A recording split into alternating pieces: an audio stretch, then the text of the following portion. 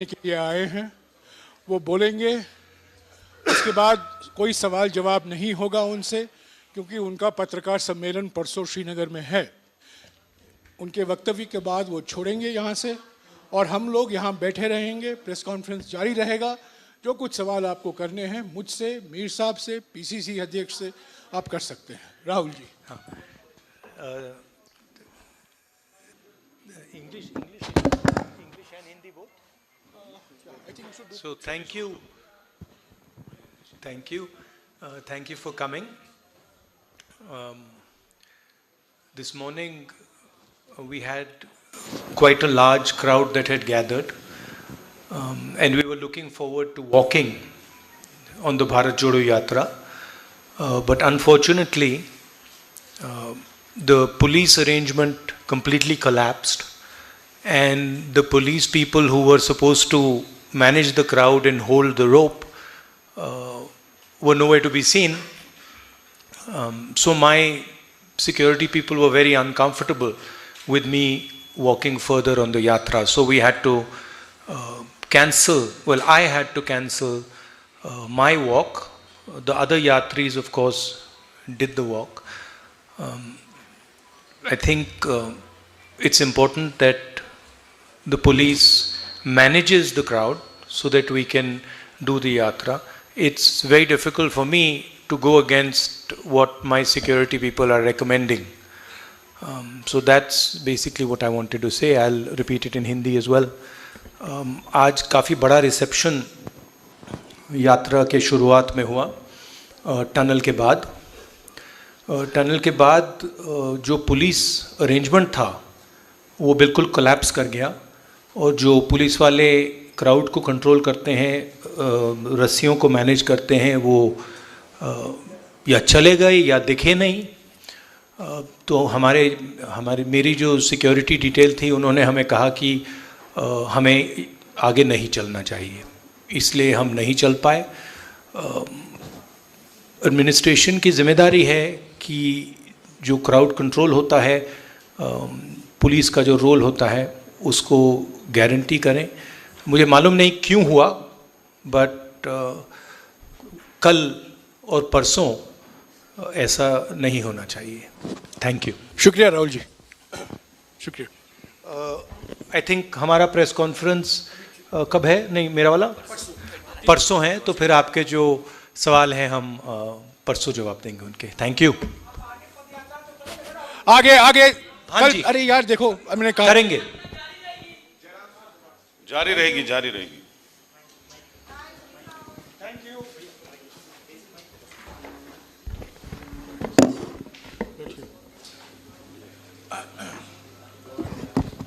साथियों, जैसा कि अभी राहुल जी बोल कर गए हैं, आज उनको करीब 16 किलोमीटर चलना था, बनिहाल से यहाँ अनंतनाग तक, पर मुश्किल से वो 4 किलोमीटर चल पाए।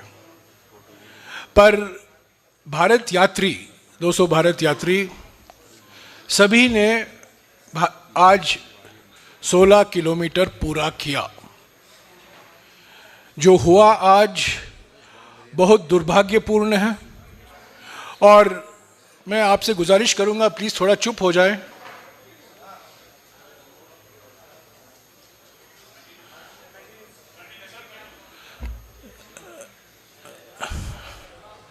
I cannot continue if there are multiple conversations. सुन लीजिए भैया।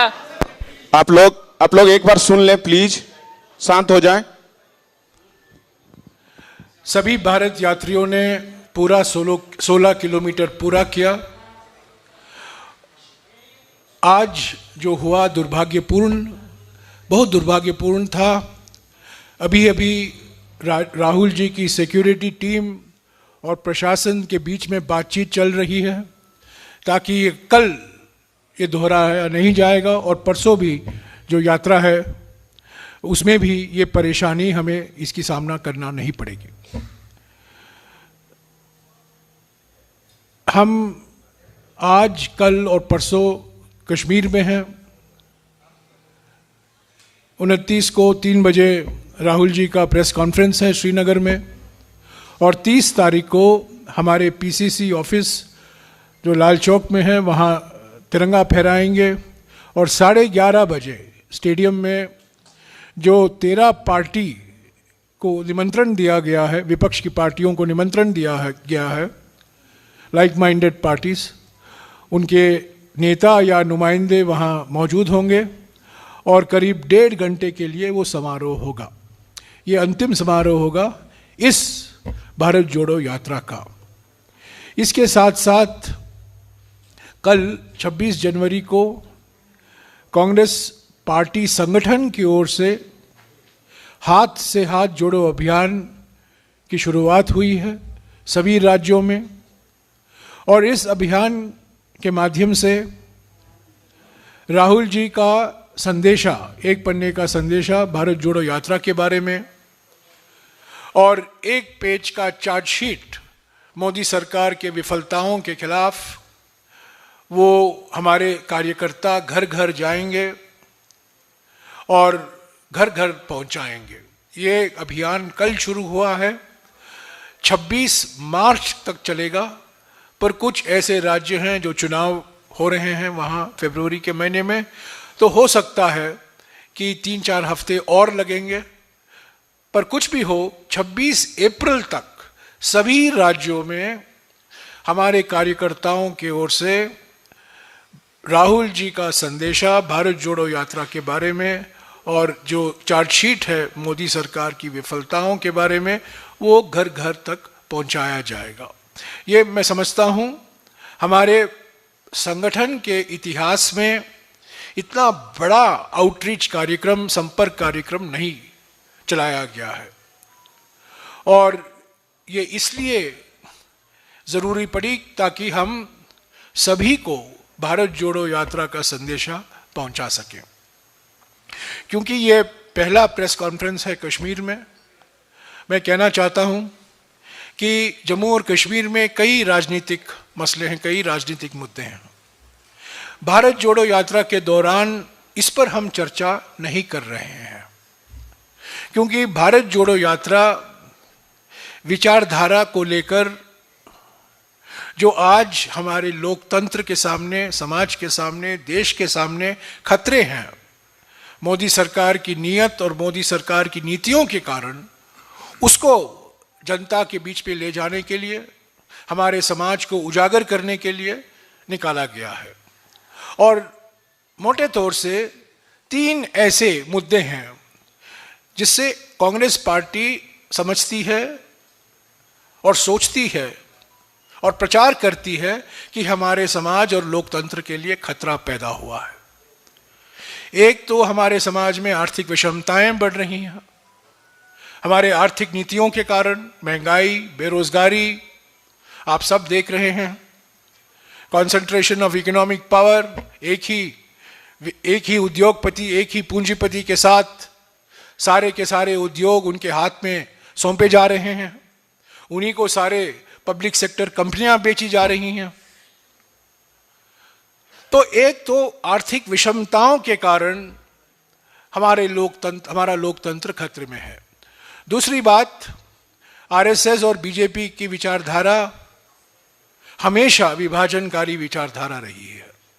सामाजिक ध्रुवीकरण उनकी रणनीति है चुनावी फायदे के लिए, और ये सामाजिक ध्रुवीकरण धर्म के नाम पर, जाति के नाम पर, भाषा के नाम पर, प्रांत के नाम पर हमेशा किया जाता है। और सामाजिक ध्रुवीकरण का ये नतीजा है, जैसा कि राहुल जी ने कहा, नफरत फैलता है, सद्भावना को चोट मिलती है और हमारा देश कमजोर हो जाता है। और तीसरा खतरा जो आज देख रहे हैं हमारे लोकतंत्र के सामने, वो है राजनीतिक तानाशाही। आज हमारे देश में अनडिक्लेयर्ड इमरजेंसी है, एक ही व्यक्ति की हुकूमत है, पार्लियामेंट को नजरअंदाज किया जा रहा है, पार्लियामेंट में कोई बहस नहीं होती। हमारे जो मिसाल के तौर से जो हमारे सीमा में जो खतरे हैं चीन को लेकर, उस पर 2.5 साल हो गए, पर पार्लियामेंट में उस पर कभी बहस का मौका नहीं मिला। संविधान को नजरअंदाज किया जा रहा है, संवैधानिक संस्थाएं कमजोर की जा रही हैं और एक प्रयास किया जा रहा है हमारे न्यायालय को खत्म करने के लिए। रोज बयान आते रहते हैं कि न्यायालय को भी प्रधानमंत्री कार्यालय का एक अंग बनाने की कोशिश की जा रही है।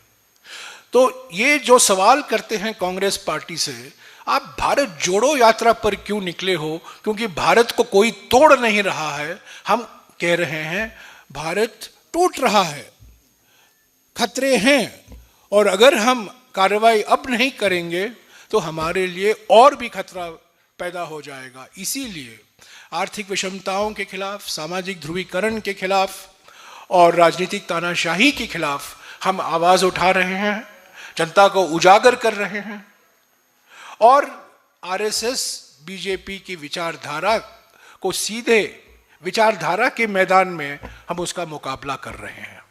चुनावी रणनीति से भारत जोड़ो यात्रा का ज्यादा कोई लेना देना नहीं है। इसका चुनाव पर क्या असर होगा जम्मू और कश्मीर में या अलग राज्यों में, 2024 में क्या असर होगा, ये सब सवाल बाद में सोचा जाएगा, उसका जवाब मिलेगा।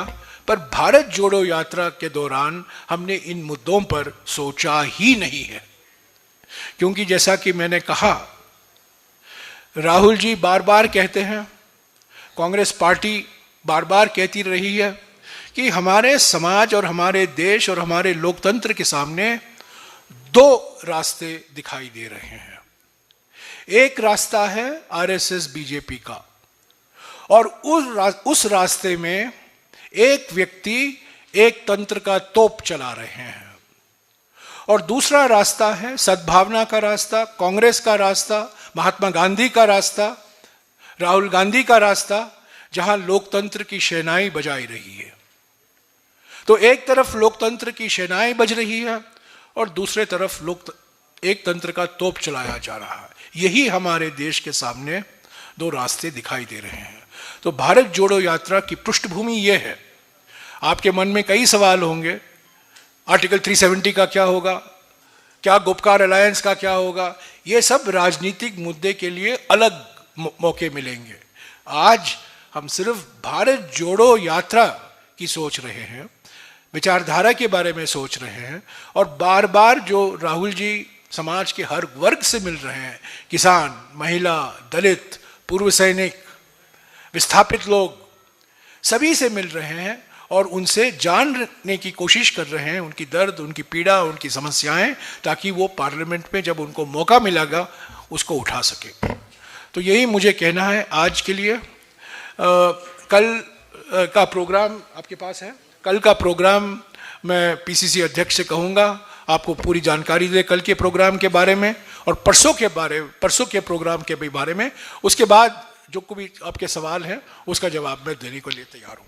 हाँ जी, कल और परसों का प्रोग्राम। थैंक यू जयराम जी। कल जो पदयात्रा कश्मीर में होगी वो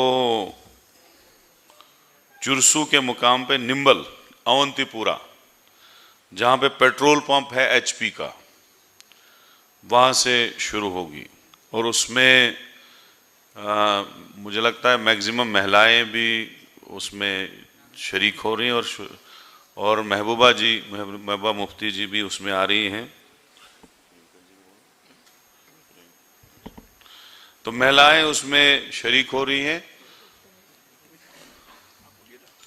और उसमें हमारी महान नेता प्रियंका गांधी जी शायद उसमें शामिल हो सकती हैं। उसमें ज़्यादातर महिलाएं चलेंगी और महबूबा जी भी उसमें चलेंगी। ये हिंदुस्तान पेट्रोलियम का पंप है चुरसू के मुकाम पे निम्बल अवंतीपुरा में। और उसके बाद ये बिरला जो है, बिरला इंटरनेशनल स्कूल जो है, वहाँ पे टी ब्रेक होगा। और नाइट हाल्ट जो है पेंथा चौक ट्रक यार्ड में के मुकाम पे होकर वहाँ से दूसरे दिन चलेगी पद यात्रा। 29 को पेंथा चौक से चलेगी और वहां से चलते चलते नेहरू पार्क में एंड होगा। नेहरू पार्क में एंड होने के बाद फिर प्रेस कॉन्फ्रेंस होगी और आप सबसे मुलाकात होगी। Thank you very much. Thank you. एक मिनट मैं मीर साहब से गुजारिश करूंगा, क्योंकि आज की घटना काजीगुंड में हुई, उसके बारे में आपको कुछ अवगत कराएं। थैंक यू जयराम जी और सारे साथी। जैसे आपने स्टार्टिंग में राहुल जी का एक गंभीर स्टेटमेंट, शायद इस पूरी पदयात्रा में आज का दिन एक अलग किस्म का पदयात्रा को देखना पड़ा। लोगों का इतना प्यार, 5:30 बजे से लोग साउथ कश्मीर के मती गावरन से, कपरन से, दिवसर से और दूर दराज इलाकों से आकर के अपने लीडर के इस महान मिशन में शामिल होना चाहते थे। और वो नेचुरल एक लोगों का था उसमें। उसके लिए जो एडवांस हमारे सिक्योरिटी अपरेट्स के साथ में जो 2-3 मीटिंग्स हुई है और बहुत अच्छी तरह से हमारे एडवांस टीम के और हमारे सिक्योरिटी के एक्सपर्ट्स ने भारत जोड़ो यात्रा के जो पीछे से चले आ रहे हैं उनने कंप्लीट प्रेजेंटेशंस दी और सारी चीजें उनको समझाया। एक मीटिंग में मैं भी था, मेरे ख्याल से उस मीटिंग के बाद में कोई चीज कंफ्यूजन नहीं होना चाहिए था। उसके बाद लगातार कल भी मीटिंग्स हुई और ये बताया गया है और उन्होंने भी हमें अलर्ट किया कि आपने जम्मू में की, रेस्ट ऑफ द कंट्री में की, डिफरेंट वहां का एटमॉस्फेयर है और कश्मीर आते आते हमें और भी कई चीजों का, बल्कि हमें विश्वास हुआ था शायद वो हमारे इमेजिनेशन से थोड़ा ज्यादा बेहतर करेंगे, मगर बदकिस्मती से इतना मिसमैनेजमेंट, इतना मिसमैच इनके फैसलों में दिखाई दिया। आज सुबह से ही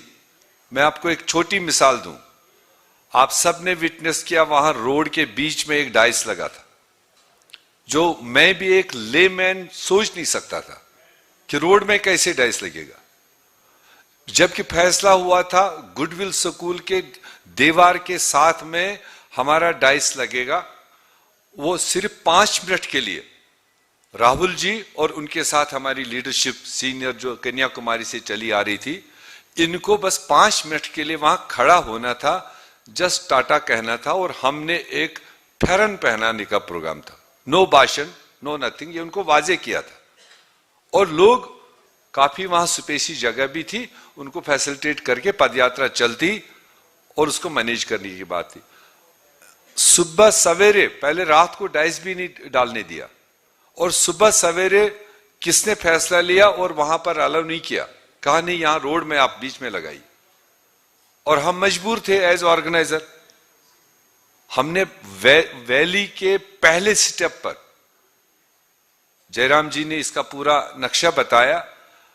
मैंने लगातार कई प्रेस स्टेटमेंट्स में कहा कि भारत जोड़ो यात्रा का जो सुप्रीट है, जो इसका एजेंडा है, जो लेकर हम चले, वो भारत देश को तो जरूरी है ही है, भारत के लोगों को, मगर सबसे ज्यादा जरूरत उन इश्यूज को लेकर जो जम्मू कश्मीर और खासकर कश्मीर की जनता राहुल जी के साथ में जुड़ना चाहती थी। ये सबसे ज्यादा जरूरी यहां के लिए लोगों के लिए था, आवाज यहां के लोगों की उसमें थी और ये कॉमन सेंस था। मेरे ख्याल से सरकार को इनपुट भी रहा होगा।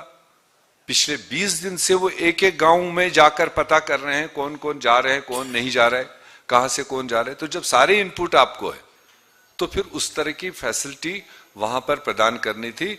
मैं राहुल जी की इस गंभीर स्टेटमेंट को मतलब सरकार को बताना चाहता हूं कि आने वाले दिनों में ऐसा ना हो, इसके लिए ये प्रेस कॉन्फ्रेंस में आज यहां पर हमको बताना पड़ा। Thank you.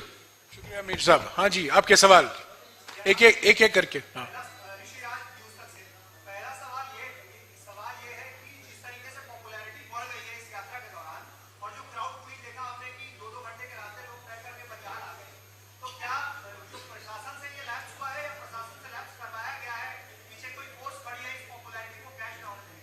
मैं मीर साहब से गुजारिश करूंगा। देखो, जो आपने सवाल बताया, एडमिनिस्ट्रेशन में बैठे हुए लोग आज के दिन में यूटी में मेरे ख्याल से अब पूरे देश ने देखा, कल तक हम चला रहे थे, हमारे जैसे और बहुत सारे लोग चला रहे थे, समझ नहीं आता था। आज इतने बड़े नेशनल इंटरनेशनल इवेंट को सबटाज करने की कोशिश है, तो ये एक अधिकारी नहीं कर सकता है। इस अधिकारी को जो कंट्रोल करने वाली अथॉरिटी है, ये कहीं बड़ी लेवल पर, ऊंची लेवल पर एक सोच समझ के ऐसा वातावरण बना गया और ऐसी डायरेक्शन हो सकती है जो नीचे वालों को इंप्लीमेंट करना पड़ा। अदरवाइज उसमें जाती तौर में बहुत ऑफिसर उसको जानता हूं जिन्होंने पिछले 15 दिन से कंटिन्यू ये कहा कि वी विल फैसिलिटेट जो भी जरूरत होगा, मगर कल शाम से लेकर सुबह तक ये सारी चीजें जो चेंज हुई और जो आज वहां मौके पर आपने देखा, तो ये तो कंप्लीटली डिजास्टर्स था। पूरे देश से 200 भारत यात्री 5.5 महीने से चल के आ रहे, और उनके साथ चलने वाले राहुल गांधी जी, और उनके बैकग्राउंड को ऑलरेडी हम कई सारे नुकसानात उठा चुके हैं। इंदिरा जी का हमने नुकसान उठाया, राजीव जी का हमने नुकसान उठाया, तो हम लोग भी हैंड्स अप कर गए। यात्रा तो चलती रही, मगर पहले हमें अपना लीडर बचाना है। आई वॉज सरप्राइज, मैं ऑर्गेनाइजर था, मैं जिद भी कर सकता था, नहीं राहुल जी आइए हम आपके साथ में, मगर सिक्योरिटी रिस्क कोई नहीं ले सकता था, जान सबसे प्यारी है। तो इसलिए जो चीज आज वहां हुआ, जो तरीका हुआ, हम इसको हाईली कंडेम करेंगे और अपील करेंगे आने वाले 4 दिन कश्मीर के अंदर उनको सुधारने की जरूरत है एडमिनिस्ट्रेशन को। ये हमारी अपील होगी। मैं एक चीज और कहूंगा इसके बारे में, जो राहुल जी ने भी इसका जिक्र किया। अंतिम क्षण तक राहुल जी चलना चाहते थे, अंतिम क्षण तक, पर उनको एक निर्णय लेना चाहिए था। जो निर्णय उन्होंने लिया उनके सुरक्षा सलाहकारों के आधार पर ही लिया, जो उन्होंने कहा गया, सलाह दी गई, उसी के आधार पर उन्होंने निर्णय लिया। पर अंतिम क्षण तक वो चाहते थे कि वो जो 12-13 किलोमीटर बाकी हैं वो चले, पर सुरक्षा सलाहकारों ने कहा बिल्कुल नहीं चल सकते आप, और तभी वो गाड़ी में बैठकर निकल गए। हालांकि जो भारत यात्री हैं वो चलकर आए।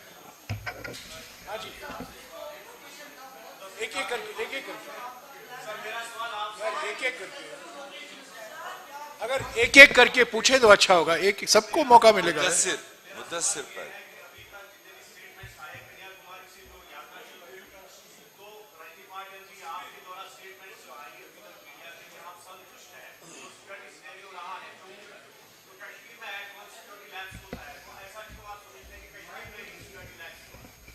मैं पीसीसी अध्यक्ष से गुजारिश करूंगा इसका जवाब दे। मैं आपको कहूं कि एक दो जगह छोटे मोटे लैप्स हुए हैं, पर इतना बड़ा लैप्स नहीं हुआ है कहीं और मैं एक बात मैं कह दूं, मेरे विचार में, मैं भी वहां था, मैंने देखा जो हो रहा है, तब मैं चलने लगा, क्योंकि मैं राहुल जी के साथ चलता नहीं हूं, मैं आगे जाता हूं। मैंने जो देखा, मेरे विचार में जिस मात्रा में क्राउड मौजूद थी, उसका अनुमान पहले ही लगाना चाहिए था प्रशासन को, और प्रशासन को इस बहुत ढीले ढंग से लिया। जो सुरक्षा बल होने चाहिए थे जिस मात्रा में, वो नहीं थे, और इसीलिए राहुल जी को गाड़ी में आना पड़ा। ये प्रशासन से चूक है, ये प्रशासन की चूक है, इसमें कोई दो राय नहीं हो सकती। आप असल में आपने देखा होगा राजस्थान, पंजाब, इवन जम्मू में भी जो रस्सी होती है, जो डी होता है, उसमें एक पुलिस वाला कंटिन्यूअसली उस रस्सी को पकड़ के हुआ होता है। तो अगर आप जम्मू कश्मीर में देखेंगे, सबसे sensitive area, militancy hit area जो है वो साउथ कश्मीर है, यहां ज्यादा होने चाहे थे। और जब लोग अंदर आ गए, भीड़ में आ गए, राहुल जी पे भी पुश हुआ, धक्के लगे, मुझे भी लगे, सबको लगे, मीर साहब को लगे, सबको। जब हालात ज्यादा खराब हो गई तो हम रुक गए, और उसके बाद हमने देखा कि वजह क्या हुई। जब हमने वजह देखी तो वहां रस्सी लेके पुलिस ही नहीं थी कहीं। तो उसके बाद हम 1 घंटा लगभग रुके कि कहीं से फोर्स आ जाए, ये रस्सी पकड़े। और रस्सी पकड़े, रस्सी इसलिए पकड़े कि जो मॉब है, इतना ज्यादा क्राउड आया था, वो अंदर रस्सी के अंदर डी में ना आ जाए। तो डी में वीआईपी चले, उमर साहब भी थे, राहुल जी भी थे और बाकी सारे लोग थे उसमें डी में जो चलने वाले होते हैं। लेकिन बदकिस्मती से 1 घंटा 1.25 घंटा इंतजार करने के बाद नहीं, पुलिस की टीम आई ही नहीं। पूरे इंडिया में पुलिस की टीम रस्सी लेके चली, यहां बहुत कम थे, लेकिन बहुत कम थे। तो इसलिए यात्रा को फिर सस्पेंड करना पड़ा सिक्योरिटी के कारण और यहां आना पड़ा।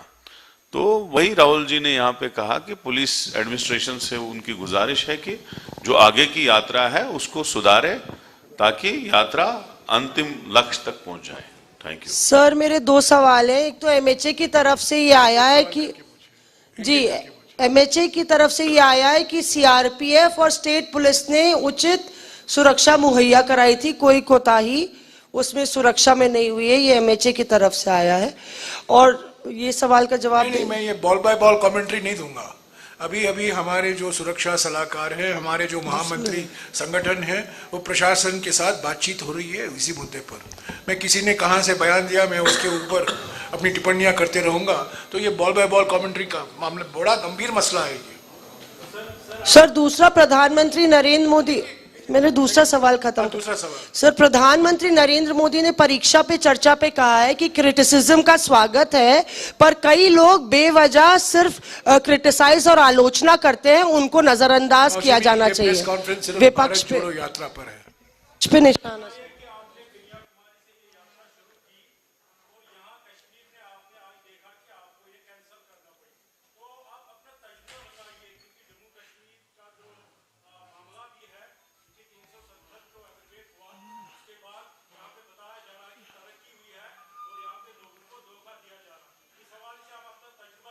अच्छा ट्राई है। मैंने पहले ही कहा था ये मौका नहीं है आर्टिकल 370 और जो राजनीतिक मुद्दे हैं उस पर मैं कुछ कहूंगा नहीं। आपने अच्छा प्रयास किया, आपको मैं धन्यवाद देता हूं।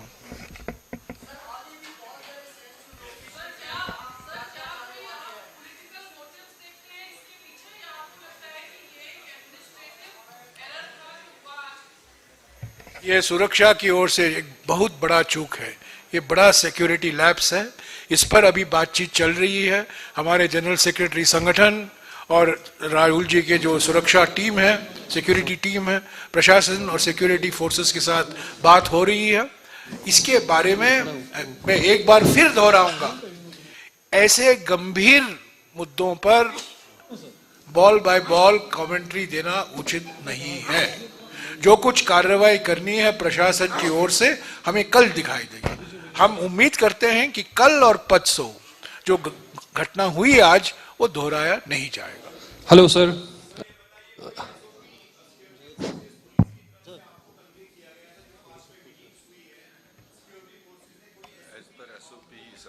अमीर साहब बताइए। आप जो मैंने पहले ही बताया कि जो एसओपीज जारी किए गए थे उनको 100% फॉलो किया गया। एक चीज है, पब्लिक का मतलब वहां पर तादाद क्या होगा ये कोई नहीं कह सकता था। मेरी कैपेसिटी 1000-2000 लोग की थी, मैनेजमेंट भी 1000-2000 की हो सकती थी, मगर जब वहां 10-15-20 हजार लोग हुए तो ये बियॉन्ड आवर एक्सपेक्टेशन। तो ऐसा एनालिसिस, ऐसा असेसमेंट सरकार को लेकर चलना चाहिए था। हेलो सर, हमने 135 दिनों में या 136 दिनों में एसओपी का कहीं भी उल्लंघन नहीं हुआ, कहीं भी नहीं।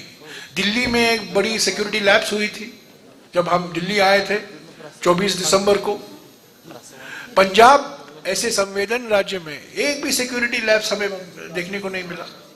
पर जम्मू और कश्मीर में अफसोस की बात है, खासतौर से कश्मीर में पहला ही दिन में एक लैप्स हमें एक्सपीरियंस करना पड़ रहा है। हम उम्मीद करते हैं कि कल और परसों प्रशासन ऐसे कदम लेंगे और जो कुछ वो एसओपी हमें बताएंगे हम उसका पालन करेंगे।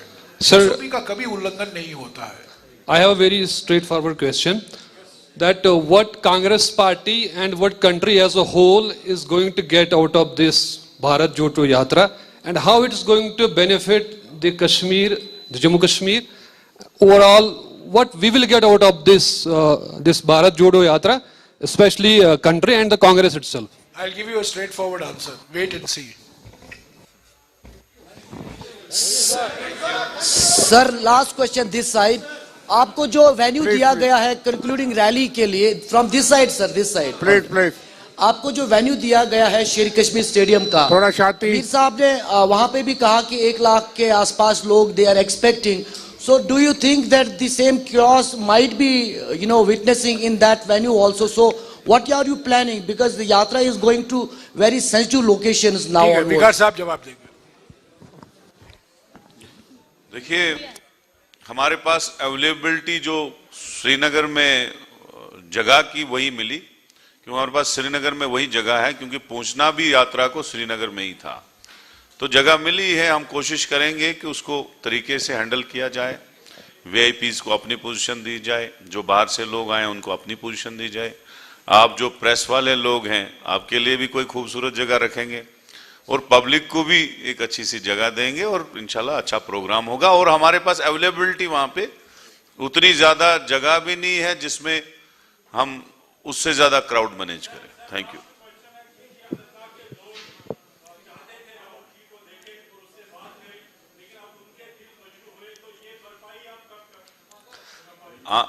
अनंत, अब मीर साहब इसका जवाब देते हैं। अनंतनाग के लोग बहुत प्यार करते हैं कांग्रेस पार्टी को, और पहले से ही इंदिरा जी, राजीव जी के वक्त से, और राहुल जी को उससे ज्यादा करते हैं।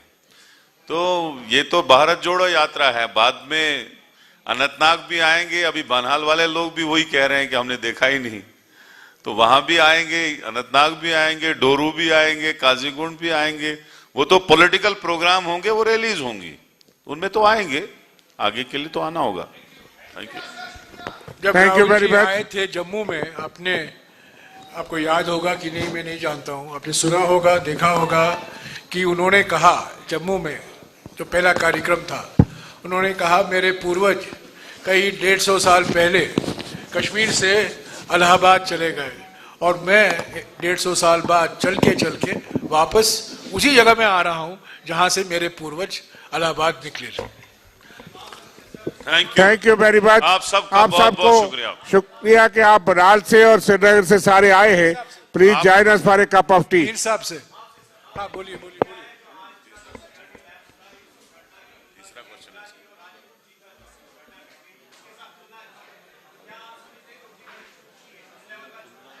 मीर साहब जवाब देंगे।